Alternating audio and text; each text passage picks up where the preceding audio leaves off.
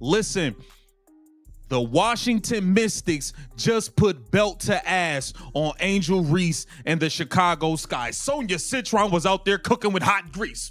Stir the pot. Stir the pot. Keep cooking, Sonya. That was a show. Angel Reese is breaking records while her team gets humiliated, and it's not a coincidence. Her historic double-double streak is hiding a dark truth. She might be the reason the Chicago Sky are one of the worst teams in the WNBA. The stats say she's a superstar, but the constant blowout losses say something else entirely. This isn't just about a team having a bad season. This is about a player whose individual success appears to be completely disconnected from winning. Tonight, we expose the game where her empty numbers were brutally put on blast. Let's get it! Burn! Lack of awareness combined with a lack of ability to jump. Not great! Burn! Me bow, me bow, me bow, me bow, me bow, me bow, me bow. Yeah! Again! Do it for me. Me bound! Burn! Let's be real about something that's been staring 6 for 16. What's that, 35%? 22 points, 13 rebounds, got to the free throw line multiple times, 11 free throws for Angel Reese, but the bloopies were blooping, and oh boy, here we go. All right, we go, right, easy open layup, and a stoink right off the bottom of the backboard, and we're just asking for a foul.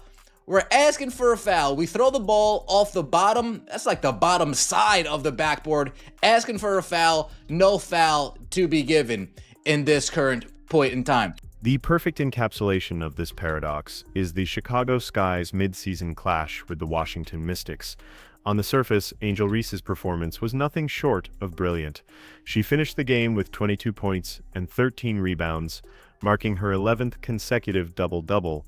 This achievement extended a historic streak, placing her in elite company and cementing her status as a statistical juggernaut.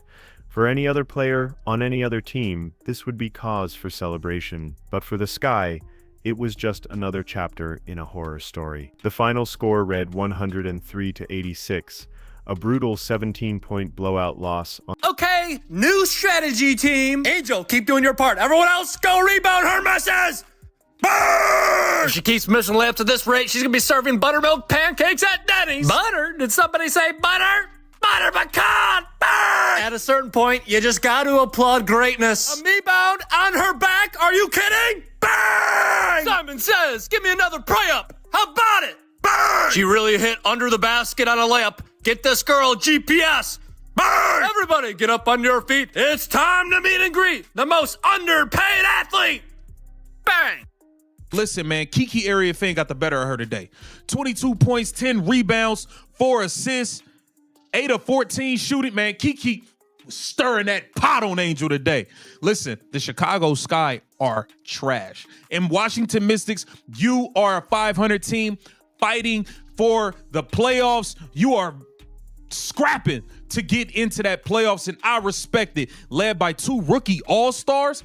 And Angel Reese had the nerve to say they have the best young core in the league. In fact, her presence on the court seemed to coincide with the team's utter collapse.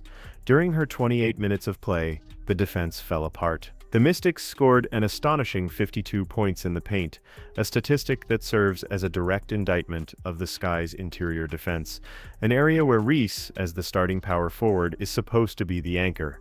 Her individual stats were rendered meaningful. First of all, we all know the Indiana Fever had the best young core in the league with Aaliyah Boston and Caitlin Clark. Forget young core. That's probably the best duo, period. So, during that whole thing, when she said, yo, we the skyscrapers, best young duo in the league. When she said that, I told y'all, we all knew CC and AB was better. That's not even a conversation.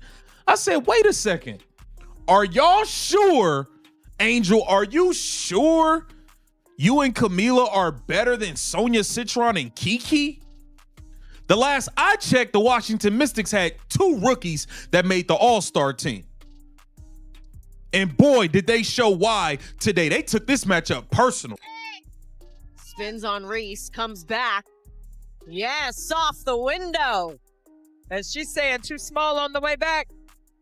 Very subtly so, but she had the hand. As if the blowout loss wasn't humiliating enough, the real story of that night belonged to the opposition. While all eyes were on Angel Reese and her record-breaking streak, two relatively unknown Mystics rookies quietly stole the show and etched their names into the history books. Sonia Citron, a player without a fraction of Reese's media fanfare, erupted for a career-high 28 points. She was unstoppable, weaving through Chicago's porous defense with ease. Alongside her, fellow rookie Kiki Iriafen was just as dominant, putting up 22 points and 10 rebounds. Together, they became the first rookie duo in the history of the Washington Mystics franchise to both score 20 or more points in the same game. While Reese was padding her stats, Kira Austin going at him. Everybody's just going at him.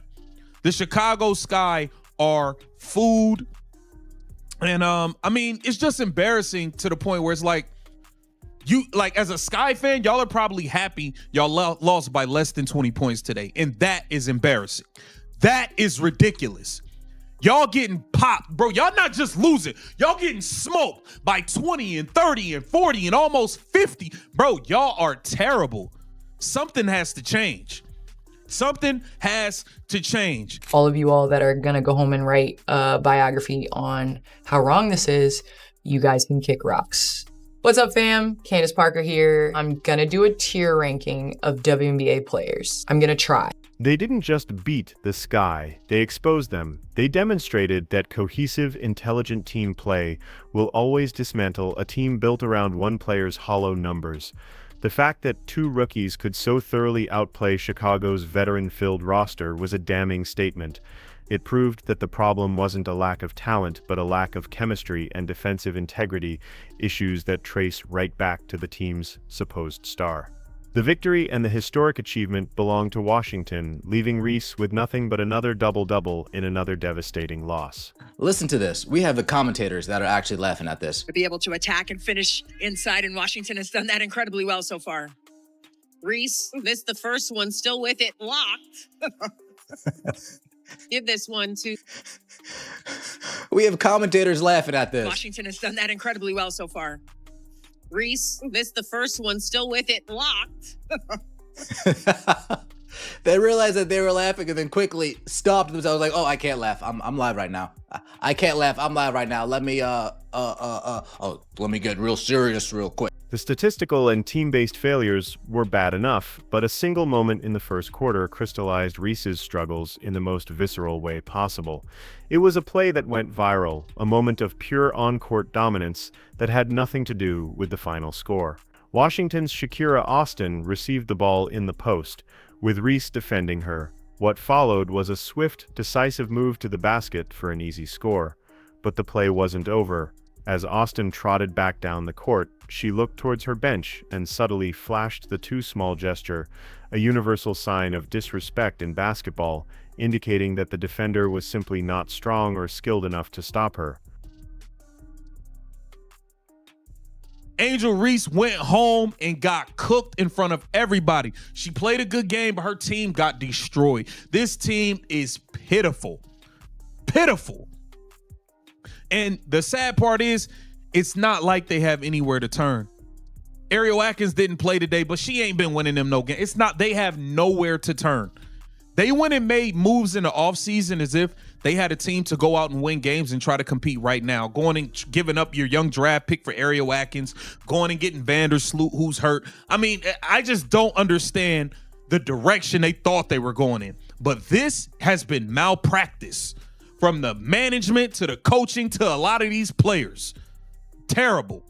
And Cameron Brink, I think, is, the unknown.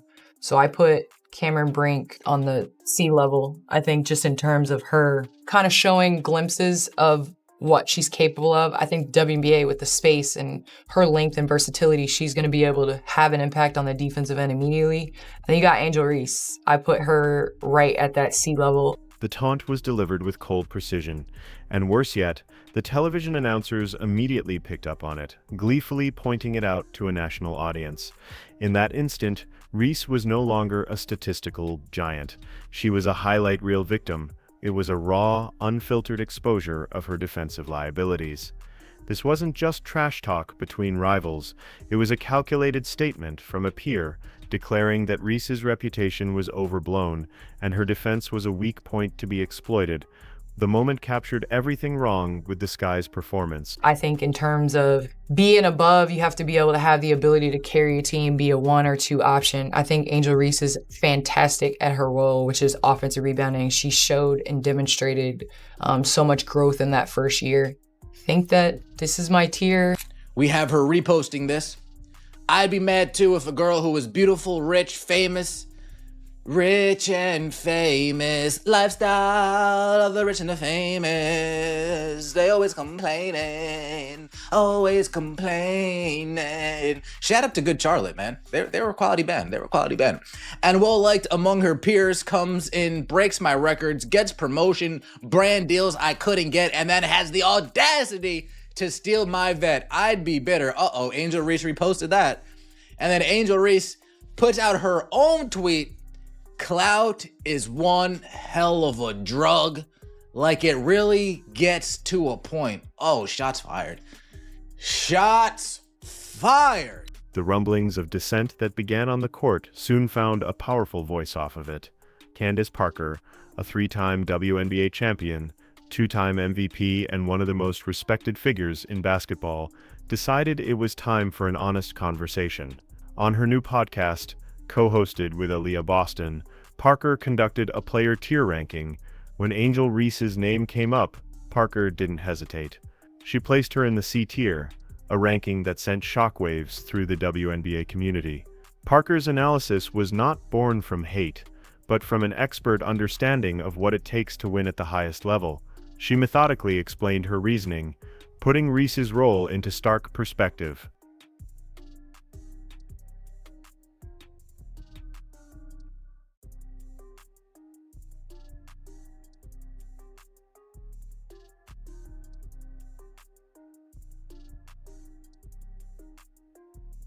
Asia Wilson, reigning MVP, couple Defensive Player of the Years, 2 championships. If there was something higher than S, I would definitely put her up there. But Nafisa Collier, she's up there with top tier with Asia. Just her ability to play on both sides of the ball, pump fake, she's gonna make you choose wrong. I know you guys are gonna say I'm biased because I'm putting all 4s at the S, but the 4s run the league. Don't ever forget that. Brianna Stewart, the versatility, reigning champion from last year. She's got 3 of them things. I don't think there's any debate with that. She listed players in the S and A tiers, names like Aja Wilson, Brianna Stewart, and Nafisa Collier, and noted their ability to be a 1 or 2 option who can single-handedly carry a team's offense. Then she posed a devastatingly simple question. What player are you taking Angel Reese over that I just listed? The implied answer was none of them. Parker acknowledged Reese's elite rebounding, but defined her as a role player, not a franchise-altering talent. Coming from a legend of Parker's stature, the critique carried immense weight. It was the ultimate validation for anyone who suspected Reese's stats were misleading.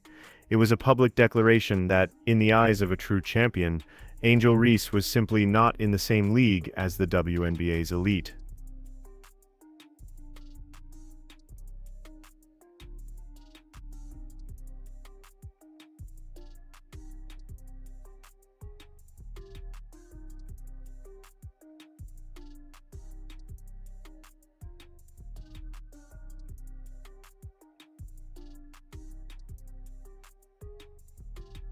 This is where it gets tricky. Caitlin Clark is at an A level.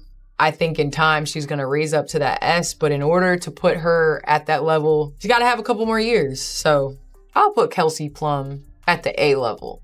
2-time champ, now took on the challenge to be #1 option in LA. I would say KP is definitely in that tier. I would love to put Sabrina Ionescu in that A range. She got that elusive championship. She's one of the best shooters in the WNBA, if not the best shooter in the WNBA. Faced with a direct and well-reasoned critique from one of the sport's all-time greats, Angel Reese had a choice. She could have accepted the feedback with humility, perhaps using it as motivation to expand her game. She could have remained silent, letting her future play do the talking. Instead, she chose to start a fire. Taking to social media, Reese posted a cryptic but unmistakably pointed message: "Clout is one hell of a drug." The insinuation was clear. She was accusing Candace Parker, a basketball icon with nothing left to prove, of criticizing her simply to generate buzz for her new podcast. The hypocrisy of the statement was breathtaking. Reese, a player who has masterfully cultivated a massive online brand built on personality, controversy, and constant engagement, was accusing someone else of chasing clout.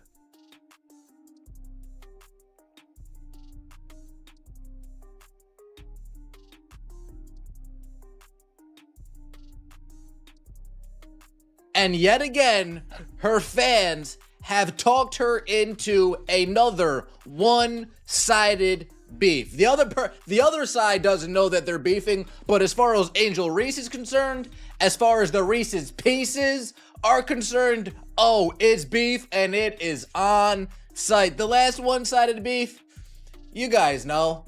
This current one-sided beef started innocently when Candace Parker was asked to ranked players who were clearly better than Angel Reese.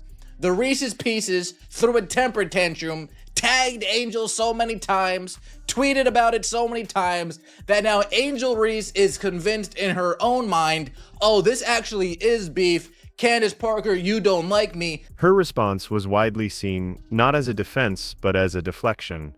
It suggested an unwillingness, or perhaps an inability, to engage with legitimate criticism about her on-court performance. Rather than addressing the substance of Parker's analysis, her limitations as an offensive creator, and her team's abysmal record, Reese chose to attack the motive of the messenger. This social media feud immediately became a new front in the war over her reputation, shifting the conversation from basketball to character and revealing a player more concerned with protecting her public image than improving her actual game.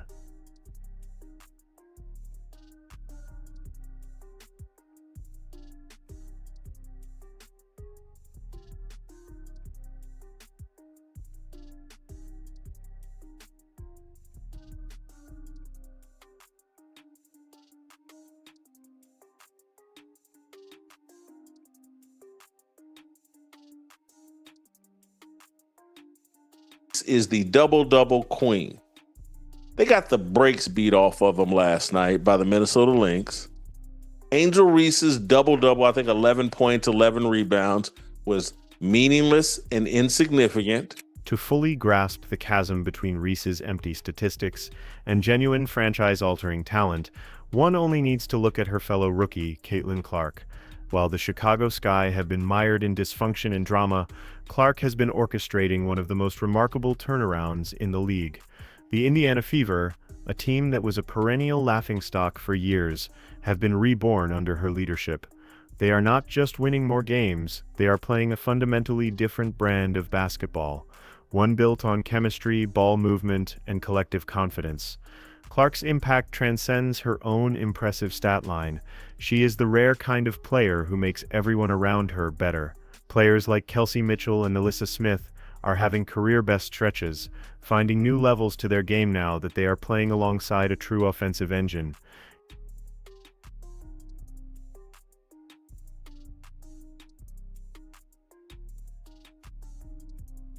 Caitlin Clark is a superstar, not a female superstar. She is a superstar. We were coming to see Caitlin Clark play. She moves the needle. The WNBA has been looking for someone who moves the needle. Aliyah Boston, last year's Rookie of the Year, has formed a formidable partnership with Clark, creating a 1-2 punch that promises a future of championship contention. This is what true impact looks like. It's not about amassing stats on a losing team. It's about elevating an entire organization. Clark has faced intense scrutiny and pressure, yet her focus has remained squarely on the court and on her team's success. The contrast with Reese is startling. One rookie is building a winning culture from the ground up, while the other is busy defending her personal brand as her team sinks into oblivion.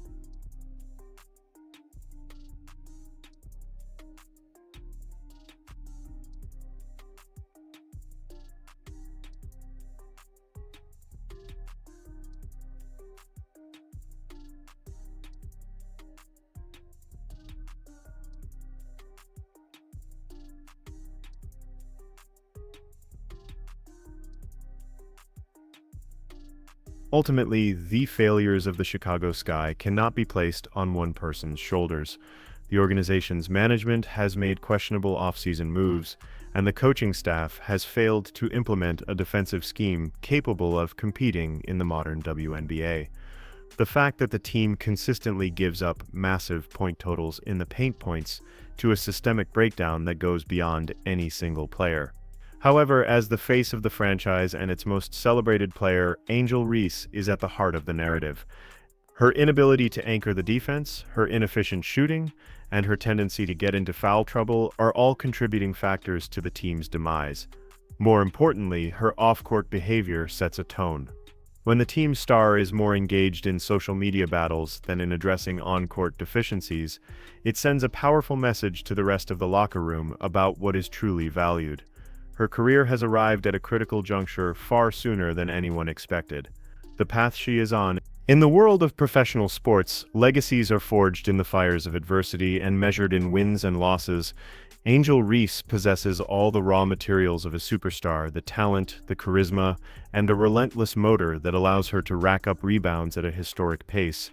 But the 2024 season has exposed a critical flaw in her foundation. Her staggering individual numbers have proven to be a poor substitute for team success. The blowout losses, the public on-court humiliations, and the sharp critiques from respected legends all point to the same uncomfortable truth. She is a player who makes headlines, but not one who makes her team better. The question that will hang over her entire career is no longer about whether she can be a star, she already is one. The real question is, what kind of star will she choose to be? Will she be remembered as a statistical anomaly on a failing team, a player whose brand outshone her ability to win? Or will she find the humility and drive to evolve, to transform her individual talent into the kind of leadership that builds championships? The answer will determine whether she is remembered as a mere celebrity or as a true basketball legend.